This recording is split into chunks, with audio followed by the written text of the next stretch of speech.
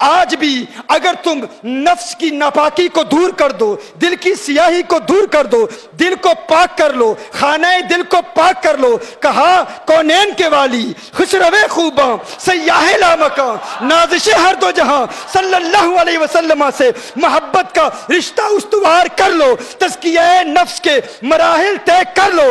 دلوں کو چمکاؤ, دل چمکیں گے, وہ عالم ارواح کی ملاقاتیں یاد آ جائیں گی. لیکن دلوں کو چمکانے کے لیے ضرورت اس امر کی ہے, اس بارگاہ میں چلے جائیں جس کا دل پہلے سے چمک رہا ہے. وہ روز سکھائے گا, وہ بتائے گا. اس بریلی کے مجاہد کی بارگاہ میں حاضر ہو جاؤ, وہ راستہ دکھائے گا. وہ کہے گا جاؤ مدینے کی گلیوں میں, مدینے والا نظر ڈالے گا اور پھر دل چمکے گا.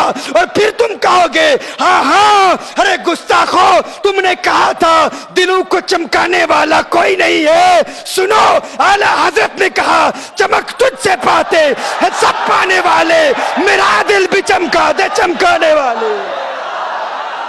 دلوں کو چمکاؤ.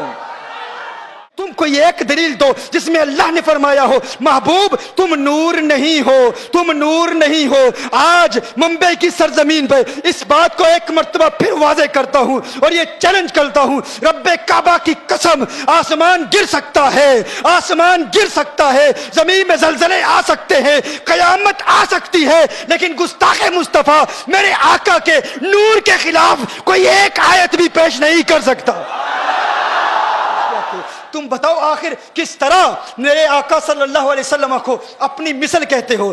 تم کس طرح حضور کی طرح ہو؟ کیا تمہاری نماز حضور کی طرح ہے؟ کیا تمہاری عبادت حضور کی طرح ہے؟ کیا تمہاری ذات حضور کی طرح ہے؟ کیا تمہاری آنکھیں حضور کی طرح ہیں؟ الیاذ باللہ, کیا تمہارے ہاتھ حضور کی طرح ہیں؟ کیا تمہارا جسم حضور کی طرح ہے؟ ارے بدبخت انسان, نادان انسان, کیوں گستاخی کرتا ہے؟ عقل کے ناخن لے, دیکھ تو اپنی ذات کو دیکھ لے, اپنی عبادات کو دیکھ لے, اپنی نماز کو دیکھ لے, تو اپنے کلمے کو دیکھ لے. تیرا کلمہ حضور کے کلمے کی طرح نہیں. کیوں؟ تو کلمہ پڑھتا ہے لا الہ الا اللہ محمد الرسول اللہ. حضور اکرم صلی اللہ علیہ وسلم کلمہ پڑھتے ہیں لا الہ الا اللہ انا رسول اللہ, انا رسول اللہ.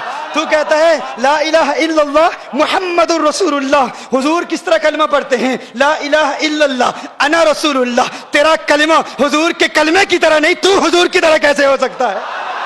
اپنی عبادت پر غور کر, تو اپنی نماز پر غور کر. تو نماز پڑھتا ہے, تجھ پر کتنی نمازیں فرض ہیں؟ کتنی نمازیں فرض ہیں؟ تجھ پر 5 نمازیں فرض ہیں. حضور کے متعلق فرمایا وَمِنَ اللَّيْلِ فَتَحَجَّتْ بِهِ نَافِلَةً لَكَ. حضور پر تہجد بھی فرض ہیں, تجھ پر 5 نمازیں فرض. مصطفیٰ کریم پر 6 نمازیں فرض. تیری نماز ان کی نماز کی طرح نہیں, تو ان کی طرح کیسے ہو سکتا ہے؟ تو اپنے روزے پر غور کر لے. تو بھی روزہ رکھتا ہے, وہ بھی روزے رکھتے ہیں. تیرا روزہ کیسے ہے؟ افطاری بھی ہے, سحری بھی ہے, سحری کے وقت بھی کھاتا ہے, افطاری کے وقت بھی کھاتا ہے, سحور بھی ہے, افطار بھی ہے. لیکن میرے آقا جب صوم وصال رکھتے ہیں, نہ سحور ہے نہ افطار ہے, بغیر کھائے پیے مسلسل روزے میں ہیں. اور صحابہ میرے آقا کی نقل کرنے کی کوشش کرتے ہیں, انتہائی کمزور ہو جاتے ہیں. میرے آقا ارشاد فرماتے ہیں کمزوری کا سبب کیا ہے؟ آقا روزے رکھ رہے ہیں. کیسے روزے رکھ رہے ہو؟ آقا آپ کی روزے رکھ رہے ہیں. میرے آقا نے ارشاد فرمایا لست کہیتکم, لست کہیتکم, ایکم مثلی, ایکم مثلی, لست مثلکم. یہ بخاری اور مسلم کی حدیث پیش کر رہا ہوں. میرے آقا نے ارشاد فرمایا ارے میں تمہاری طرح نہیں, تم میری طرح نہیں. کون ہے تم میں جو میری طرح ہے؟ کون ہے تم میں جو مجھ سے تشبیہ رکھتا ہے, مجھ سے مماثلت رکھتا ہے؟ میری مثل تم میں کوئی نہیں. میرے آقا فرما رہے ہیں تم میری طرح نہیں, میں تمہاری طرح نہیں. ایکم مثلی, ارے میں کہتا ہوں تمہارا روزہ ان کے روزے کی طرح نہیں. تم ان کی طرح کیسے ہو سکتے ہو؟ تمہارا کلمہ ان کے کلمے کی طرح نہیں, تمہاری نماز ان کی نماز کی طرح نہیں, تمہارا روزہ ان کے روزے کی طرح نہیں, تمہاری زکوٰۃ ان کی زکوٰۃ کی طرح نہیں. تم پر زکوٰۃ فرض ہے, میرے آقا پر زکوٰۃ فرض نہیں ہے. تمہارے ارکان اسلام 5, آقا کے ارکان اسلام 4. ارے تمہارے ارکان اسلام آقا کے ارکان اسلام کی طرح نہیں, تم آقا کی طرح کیسے ہو سکتے ہو؟ ایک شعر یاد آ رہا ہے چونکہ آپ نے تاج الشریعہ کا نام لیا. سب کچھ ان کا ہے نا, اور جسے چاہیں دیتے ہیں. اشعار بڑے خوبصورت ہیں, مجھے یاد نہیں آ رہے, چونکہ آپ تاج الشریعہ کے ماننے والے ہیں, آپ یاد دلا دیجیے گا. جہاں بانی عطا کر دیں, بھری جنت ہبا کر دیں, نبی مختار کل ہیں, جس کو جو چاہے عطا کر دے. نبی مختار کل ہیں، جس کو جو چاہیں عطا کر دیں۔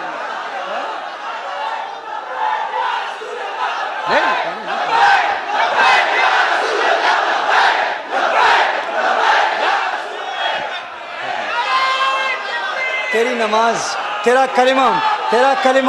تیرا کلمہ آقا کے کلمے کی طرح نہیں، تیرا کلمہ آقا کے کلمے کی طرح نہیں، تیری نماز آقا کی نماز کی طرح نہیں، تیرا روزہ ان کی روزے کی طرح نہیں، تیری زکوٰۃ ان کی زکوٰۃ کی طرح نہیں، تو ان کی طرح کیسے ہو سکتا ہے؟ ارے اپنی ذات کو دیکھ، اپنی ذات کو دیکھ، اپنی اوقات کو دیکھ، اپنی حیثیت دیکھ، تو کیا ہے، تیری ریالٹی کیا ہے، ان کی ذات کو دیکھ۔ تو کہتا ہے تو ان کی طرح ہے، تو اپنی فیملی کو دیکھ لے، اپنے آباء و اجداد کو دیکھ لے۔ ایک گستاخ نے کہا آقا کے والدین ایمان والے نہیں، الیاذ باللہ۔ ہاں، مجھے مدینہ المنورہ میں اسی بنیاد پر گرفتار کیا گیا تھا۔ مدینہ المنورہ کے ایک جیل میں کہا گیا لکھ کر دو، سائن کرو، پھر تمہیں جیل سے آزاد کیا جائے گا۔ الیاذ باللہ کاغذ پر لکھا ہوا کیا تھا؟ سیدہ آمنہ کو الیاذ باللہ غیر مسلم لکھا ہوا تھا۔ میں نے کہا نہیں۔ میں نے کہا کیا کر لو گے؟ کہا پھانسی دیں گے۔ میں نے کہا ہم رقص کرتے ہوئے سولی چڑھ جائیں گے۔ اور کیا چاہیے؟ ہماری تو تمنا ہی یہی ہے، ہماری تو آرزو یہی ہے کہ بقیع مل جائے، جنت البقیع مل جائے، وہاں شہادت مل جائے۔ اور کیا چاہیے؟ ہاں، میں نے کہا قتل طیبہ میں ہم کو کرو گے، رقص کرتے ہم سولی چڑھیں گے، اس سے بڑھ کے کیا اعزاز ہوگا کہ بقیع میں سویا کریں گے۔ بقیع میں سویا۔ میں نے کہا دلیل دو، دلیل دی، عقل کے اندھوں نے دلیل دی۔ کہا دیکھو نبی کریم صلی اللہ علیہ وسلم مقام ابوا میں آئے، میرے آقا صلی اللہ علیہ وآلہ وسلم نے اللہ سے اجازت مانگی کہ اللہ مجھے اجازت دے اپنی ماں کی قبر پر جاؤں، تو اللہ نے اجازت دے دی۔ آقا نے دعائے مغفرت کرنا چاہیے، اللہ نے منع کر دیا۔ کہا محبوب ماں کے لیے دعائے مغفرت نہ کرنا، تو یہ دلیل ہے چونکہ اللہ نے منع کیا۔ کہا حدیث صحیح ہے، میں نے کہا صحیح ہے۔ کہا اللہ نے منع کیا کہ نہیں؟ میں نے کہا منع کیا۔ کہا جب اللہ نے منع کیا کہ ماں کے لیے دعائے مغفرت نہ کرو، تو پتہ چلا دعائے مغفرت نہ کرنا اور دعائے مغفرت کی اجازت نہ دینا اس بات کی دلیل ہے وہ ایمان والی نہیں تھی۔ میں نے کہا ایمان والی نہیں تھی، نام کیا ہے؟ آمنہ ہے۔ ارے آمنہ تو ہوتی ہی ایمان والی ہے۔ آمنہ نام ہے اور ایمان والی نہیں ہے؟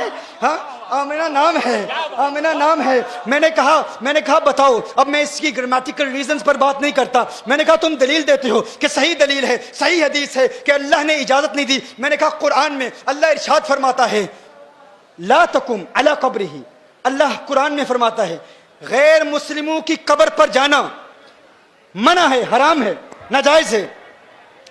قرآن میں ہے نا؟ اب یہ اقتداء النص سے ثابت کروں گا، دیکھیے گا، آپ توجہ فرمائیے گا۔ اللہ نے ارشاد فرمایا نا قبر پر نہ جاؤ۔ کس کی قبر پر جانا منع ہے؟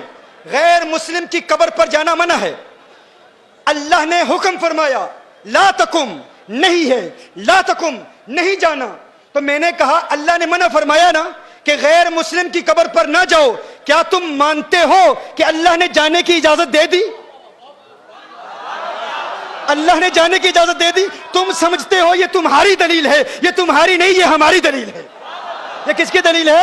یہ ہماری دلیل ہے۔ ہماری دلیل کیسے ہے؟ اللہ نے ارشاد فرمایا کہ غیر مسلم کی قبر پر نہ جاؤ۔ یہ میں آپ کو یاد دلا رہا ہوں، مدینہ المنورہ میں گستاخوں سے جو میرا مناظرہ ہوا تھا اس میں ہم نے جواب کیا دیا تھا؟ انہوں نے کہا کہ اللہ نے دعائے مغفرت کی اجازت نہیں دی۔ تو دعائے مغفرت کی اجازت اس لیے نہیں دی کہ الیاذ باللہ سیدہ مؤمنہ نہیں تھی۔ تو میں نے کہا کیا قبر پر جانے کی اجازت دی کہ نہیں؟ کہا دی۔ تو میں نے کہا قرآن کہتا ہے کافر کی قبر پر نہ جاؤ، تو قبر پر جانے کی اجازت دے دی، یہی اس بات کی دلیل ہے کہ وہ مومنہ ہے، یہی اس بات کی دلیل ہے وہ مومنہ ہے۔ کہا پھر دعائے مغفرت کی اجازت کیوں نہیں دی؟ یہ کیوں فرمایا کہ مغفرت کی دعا نہ کرو؟ تو اس کا جواب سماعت فرما لیں۔ مغفرت کی دعا کس کے لیے کی جاتی ہے؟ بخشے ہوں کے لیے بخشش کی دعائیں نہیں کی جاتی، بخشے ہوں کے لیے بخشش کی دعا نہیں کی جاتی۔ دیکھیے کبھی آپ کہتے ہو یا اللہ غوث اعظم کو بخش دے، کیا الیاذ باللہ کوئی ایسا کہتا ہے یا اللہ خواجہ غریب نواز کو جنت عطا فرما معاف کر دے؟ کوئی نہیں کہتا۔ ہر شخص کہتا ہے کہ کہ وہ چونکہ بخشے ہوئے ہیں تو بخشے ہوئوں کے لیے بخشش کی دعا نہیں مانگی جاتی.